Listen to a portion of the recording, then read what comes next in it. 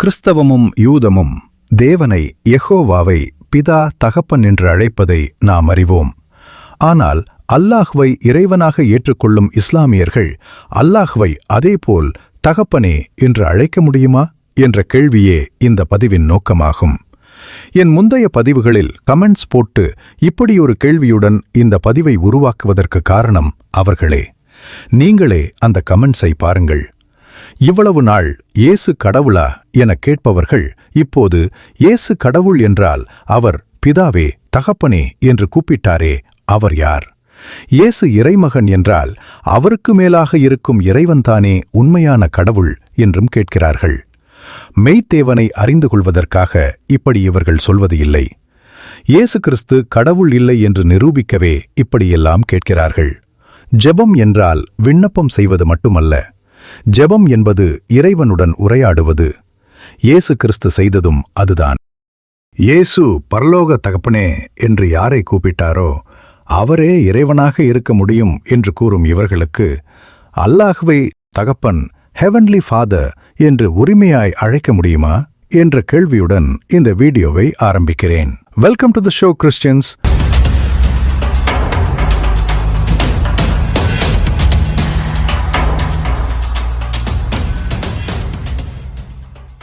அல்லாஹ்வை தகப்பனே என்று அழைக்க முடியாது என்று வாயை திறந்து சொல்ல முடியாமல் இவரும், அழைக்க முடியும் ஆனால் முடியாது என்று இவரும் எப்படி சமாளிக்கிறார்கள் என்று பார்த்துவிட்டு இந்த கேள்விக்கு குர்ஆன் என்ன சொல்கிறது என்றும் பார்ப்போம். Is Allah a father in any sense? Is Allah the father in any sense? Yes. Is he a father? That's all I want to know. I'm done. Do you remember the question? You remember what was I the said? question? The father is the father. Is Allah the father? Now that's the question. Let's see. Oh, you're right. He doesn't need to. Let's see if he does though, because he promised he would. Let's see if he does. Go ahead, my brother. Go ahead. Okay. So is Allah a father? Yeah, go ahead. I'm sorry. Oh, you gotta let him finish. Hey, Listen. Thank you. We got a note back there. He went to the Bible where Jesus says, "Father, let your will be done, not my will." He said this shows he's a Muslim. Yeah. So I said, okay, is Allah a father? I can't get an answer right now because he knows once he answers this, he's cooked. So please just give us an honest answer, man. We're waiting. I told you. We'll wait. We're done. Go in peace. You're not waiting. You're not waiting. Let's go. Go in peace. Let's go. Go in peace. இந்த ஷேக்கால் பதில் சொல்ல முடியவில்லை.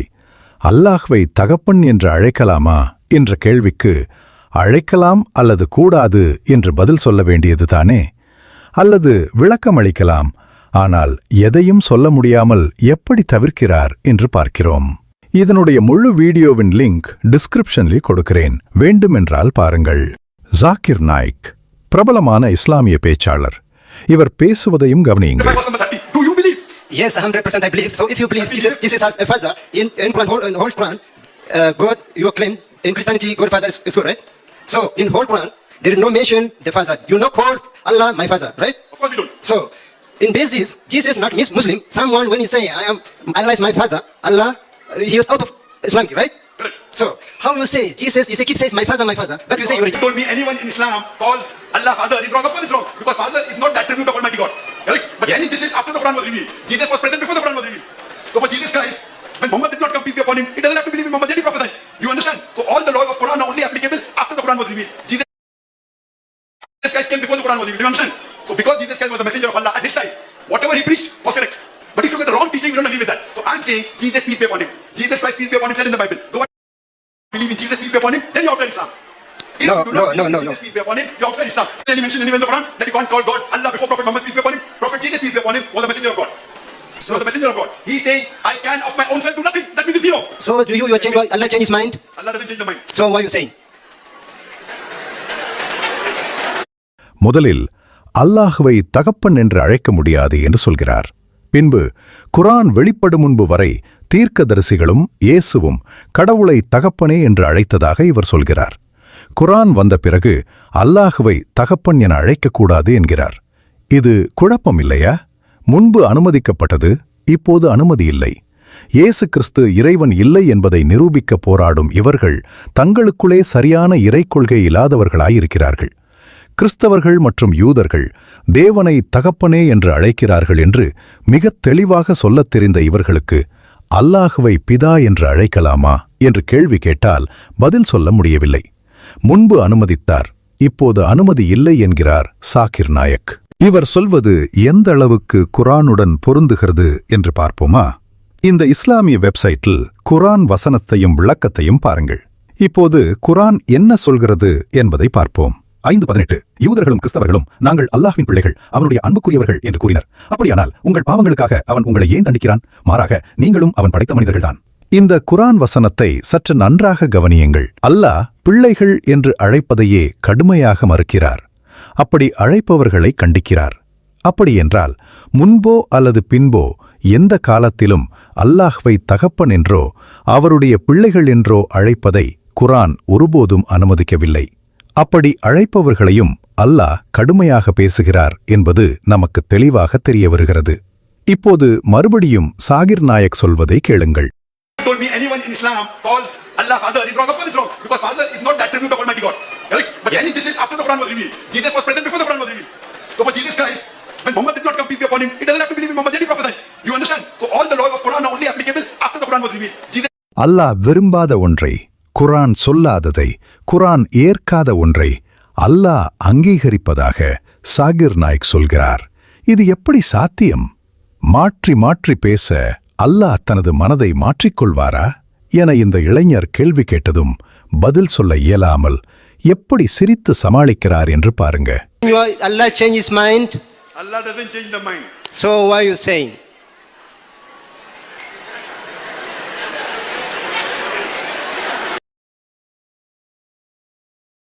இருவரிடமும் பதிலும் இல்லை, உண்மையும் இல்லை. குர்ஆன் வருவதற்கு முன்போ குர்ஆன் வந்த பிறகோ எந்த காலத்திலும் அல்லாஹ்வை தகப்பன் என்றும் மனிதர்களை அவனுடைய பிள்ளைகள் என்றும் அழைக்க குர்ஆன் ஒருபோதும் அனுமதிக்கவில்லை. இயேசு கிறிஸ்து கடவுள் இல்லை என்பதை நிரூபிக்க முயற்சிக்கும் இவர்கள் முதலில் பைபிள் என்ன கற்பிக்கிறது என்பதை திறந்த மனதாய் படிக்க வேண்டும்.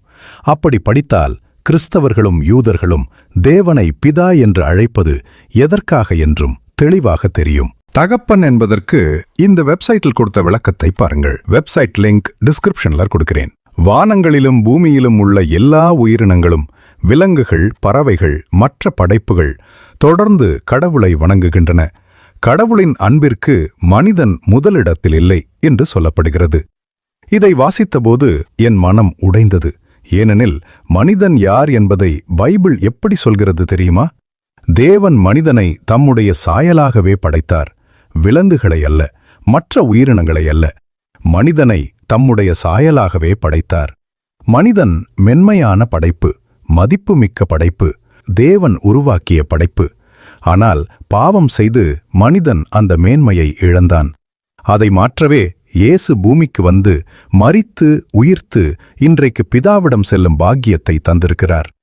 ஒருவேளை இந்த வெப்சைட்ல சொல்லப்பட்டுள்ள விளக்கங்கள் தவறானது என்று நீங்கள் நினைக்கலாம்.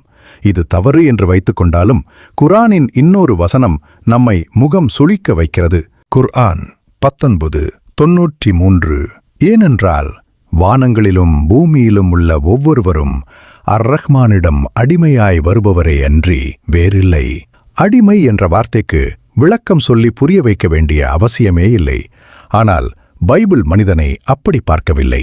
ரோமர் 8:15 பைபிள் இப்படிச் சொல்கிறது: நீங்கள் பயந்து அடிமையாயிருக்கும் ஆவியை பெற்றுக்கொள்ளவில்லை, ஆகிலும் அப்பா பிதாவே என்று அழைக்கும் புத்திர சுவிகாரத்தின் ஆவியை பெற்றீர்கள். பயந்து நடுங்க வேண்டிய அடிமைகள் அல்ல, அன்போடு பிதாவே என்று அழைக்கும் பிள்ளைகள். அடிமை எஜமானனை அப்பா என்று அழைக்க முடியாது, பிள்ளை மட்டுமே அழைக்க முடியும். அடிமை அல்ல, நாம் தேவனுடைய பிள்ளை.